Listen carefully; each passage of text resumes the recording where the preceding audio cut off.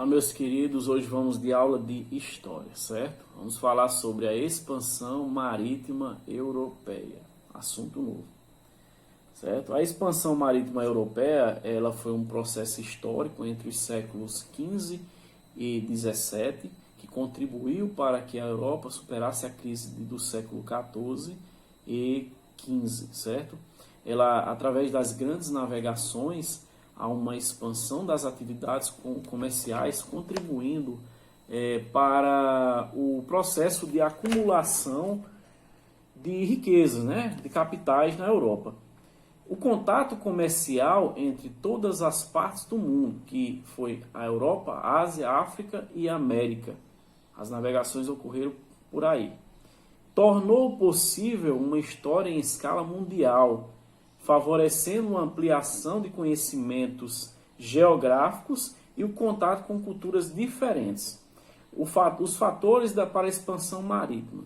A expansão marítima ela teve um nítido caráter comercial, daí definir este processo como uma empresa comercial de navegação, ou como grandes empreendimentos marítimos era chamado, certo? Para o sucesso dessa atividade comercial, o fator essencial foi a formação do Estado Nacional. E quando eu falo da formação do Estado Nacional, eu falo também da centralização política, porque as grandes navegações só foram possíveis com a centralização do poder político, pois fazia-se necessária uma complexa estrutura material de navios, armas, homens e recursos financeiros, né? Quando eu falo de recursos financeiros, a gente fala da aliança rei-burguesia, que possibilitou o alcance destes objetivos, tornando viável a expansão marítima, as grandes navegações. E a gente fala também dos avanços técnicos na área náutica, que foi o aprimoramento dos conhecimentos geográficos graças ao desenvolvimento da cartografia,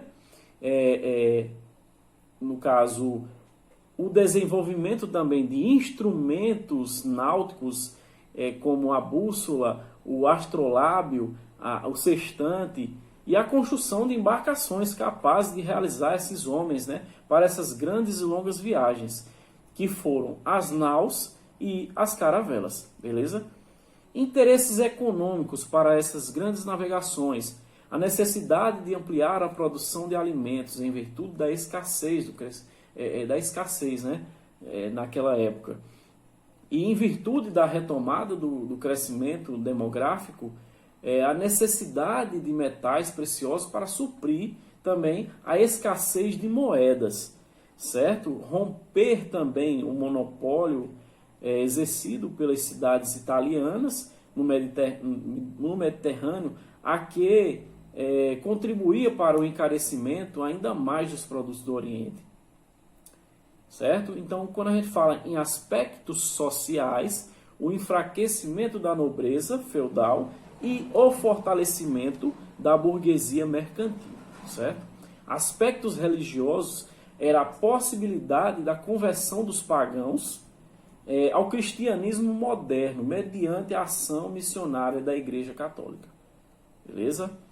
Então, a expansão marítima portuguesa. Quando eu falo expansão marítima portuguesa, eu digo que Portugal foi a primeira nação a realizar a expansão marítima, certo?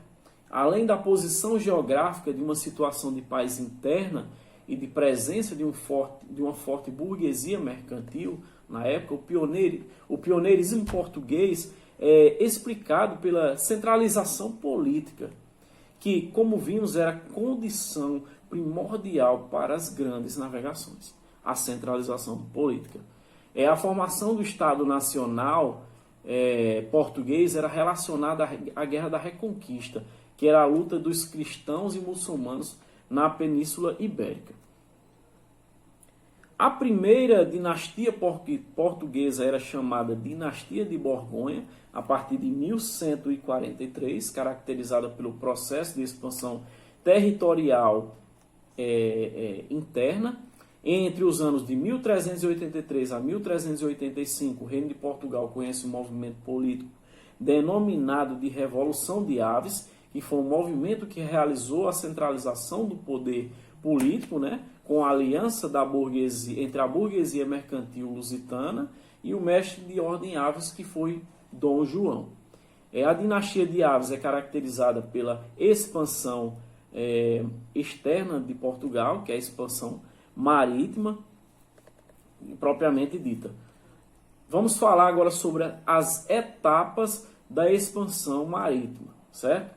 Então, essa expansão marítima de Portugal interessava a monarquia, que buscava seu fortalecimento, a nobreza interessava em conquista de terras, e a Igreja Católica a possibilidade de cristianizar outros povos que eles encontrassem nessas navegações.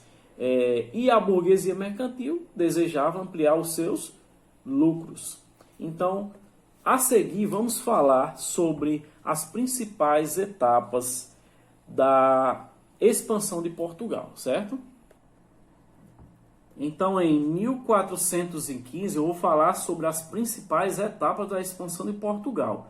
Cronologicamente, tem mais etapas, mas as principais são essas que eu vou falar agora, certo?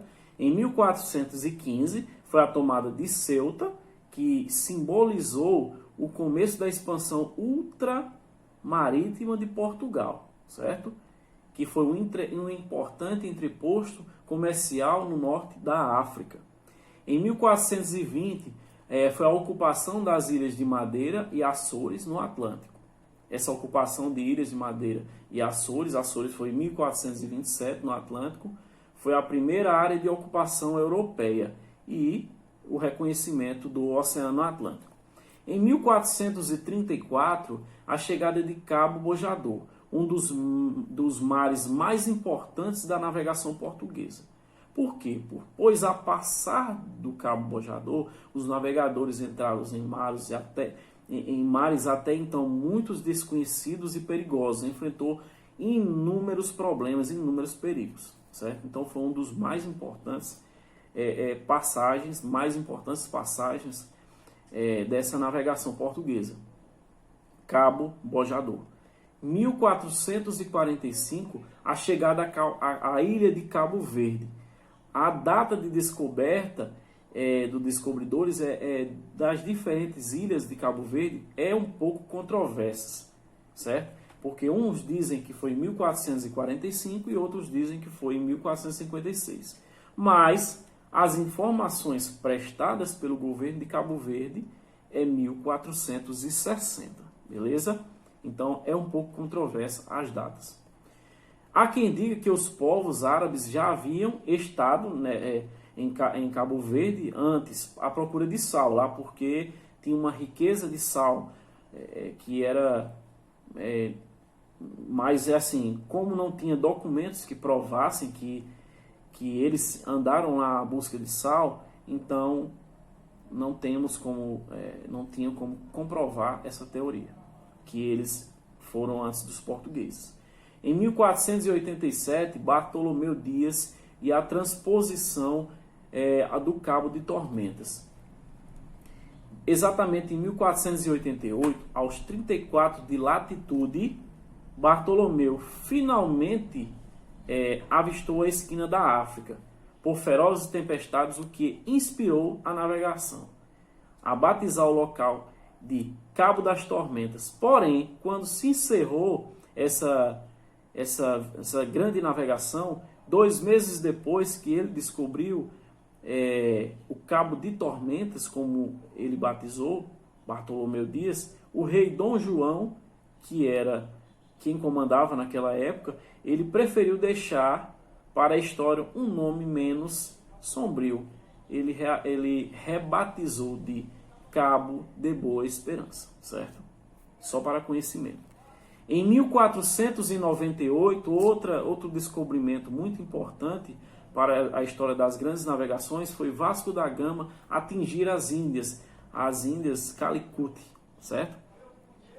Caminho marítimo para a Índia delineado por Dom João II, né, que era o comandante daquela época, né, com o objetivo da redução de custo nas trocas comerciais. como a Ásia e assim tentar monopolizar o comércio mundial de especiaria, que eram os tesouros da Índia, certo? Na época. Feito no reinado de Dom João II, de Dom Manuel II, que nomeou Vasco da Gama para esta expedição. 8 de julho de 1497, iniciou a viagem histórica, encerrando 2 anos depois. Beleza? E chegamos a 1499, quando teve a viagem de Pedro Álvares Cabral ao Brasil, América, certo? Descoberto somente em 1500, Dom Manuel II escolheu Pedro Álvares Cabral para ser o capitão-mor, com uma armada de 13 navios e 1.500 homens na época, que deveria seguir para a Índia. Vasco da Gama, no caso, que já tinha descoberto as Índias, em Calicut, ele poderia ter vindo à América, dar continuidade a esse descobrimento, só que Dom Manuel I ele escolheu, o Pedro Álvares Cabral para fazer esta expedição. Então, Vasco da Gama já tinha regressado das Índias e o rei português queria outro navegador, Então, ele escolheu Pedro Álvares para assumir o domínio daquelas terras.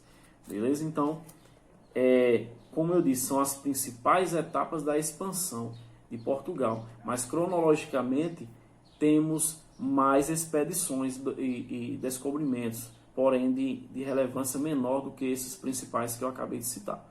Beleza? Valeu, gente!